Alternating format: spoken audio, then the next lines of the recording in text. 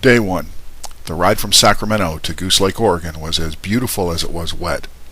Thunder showers and cool temps kept me cautious and slow, but I took in all the beauty Northern California has to offer. I arrived at the campsite excited to try my hand at camping after a 25-year lapse. I got the tent up just as the storm I had been in earlier caught up with me. Let's just say that my tent is now proven to be waterproof. 378 miles. Day 2 started off a cold 42 degrees. A hearty breakfast at the Dinner Bell Cafe in Lakeview, Oregon, 14 miles up the road from the campground, was stretched out until the temperature hit 50. Barren rocky bluffs over 2,000 feet above me on the right, with a bet lake on the left, was a study in contrast. The road hugged the shoreline and was a gift to a motorcycle, with its gentle curves and acceleration inviting straightaways. US 395 is a lonely road through eastern Oregon. Many times I went 20 minutes or more without seeing another vehicle. Rolling hills separated by 6-mile stretches of laser-straight road were easy to navigate, but the high desert wilderness was alive with nature.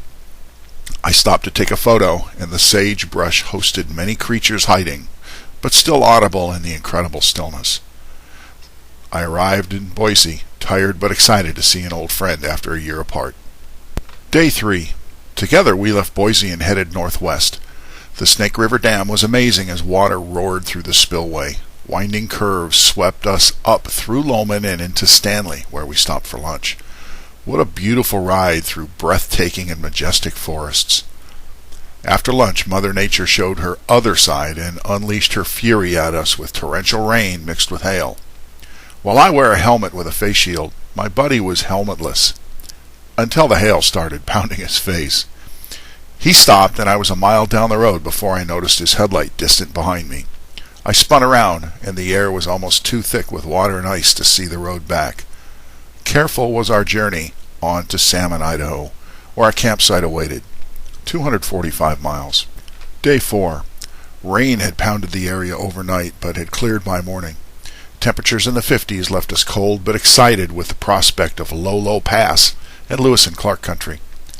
Tens of roadside historical markers kept us abreast of their amazing journey through some of the most incredibly difficult terrain you can imagine.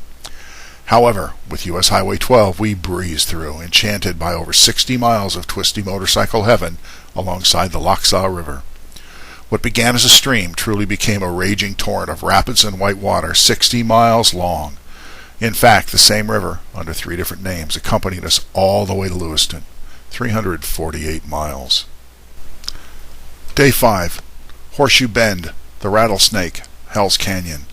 These words evoke powerful imagery of hairpin turns with venomous consequence to those unprepared for the challenge, and towering crimson rock walls comforting to the devil himself. The reality was less, yet so very much more. It was 72 degrees when we left Lewiston, Idaho. At just a few hundred feet above sea level, did you know it's a seaport? We began our climb after crossing the Clearwater River. A dozen or more switchbacks lifted us up over 1,000 feet very quickly. Then gently rising hills led us to the 4,000-foot level and more as temps dropped into the low 50s.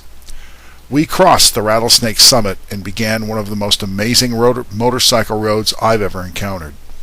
Twists and turns coupled with vistas of distant mountains and river-drenched valleys were the norm for mile upon mile. 100-plus foot drop-offs were just beyond the protective guardrail until we reached the bottom. A deer wandered on the road, and I captured its wild desire to get back into the safety of the fields on my video camera. We began our journey up the other side of the mountain, only to discover that the Rattlesnake wasn't done with us yet. Another 15 miles of fun roads and majestic panoramas were ours. Once out of the valley, we learned that this place of beauty was Chief Joseph's Nez Perce Indian tribe winter home. Magnificent. Hell's Canyon is a mystery. We expected barren rock walls and got lush green forests. Truly, the person who named this land was mistaken in his deities.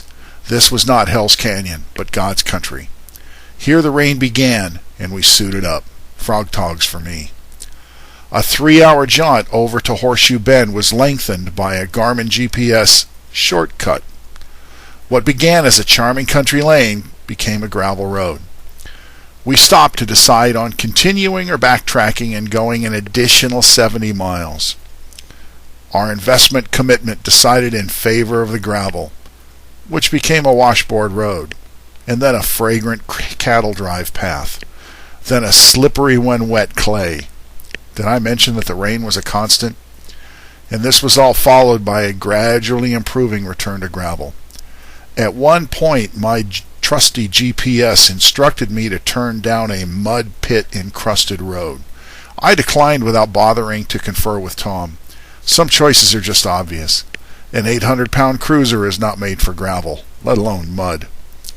After an eternity, we encountered a rancher who shared a laugh with us at our situation. He told us we were on the right path, gave a few directions, and we were off.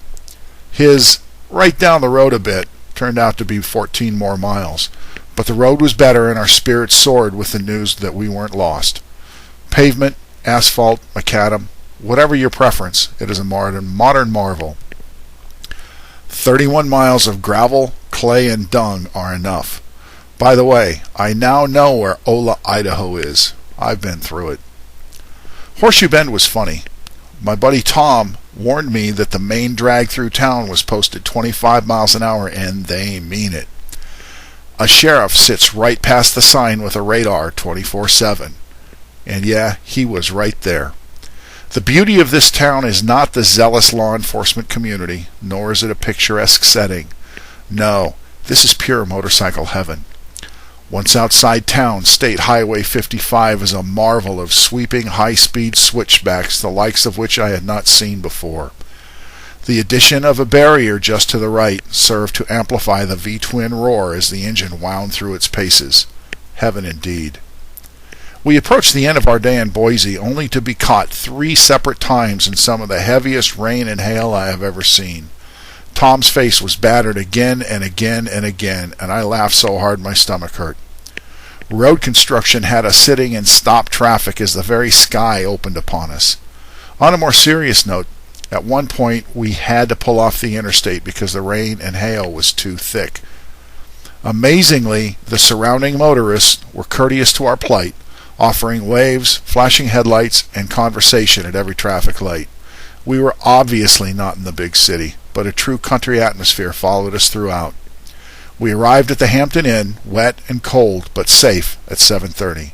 A very long day, but possibly the best day I've ever spent on a motorcycle. 308 miles.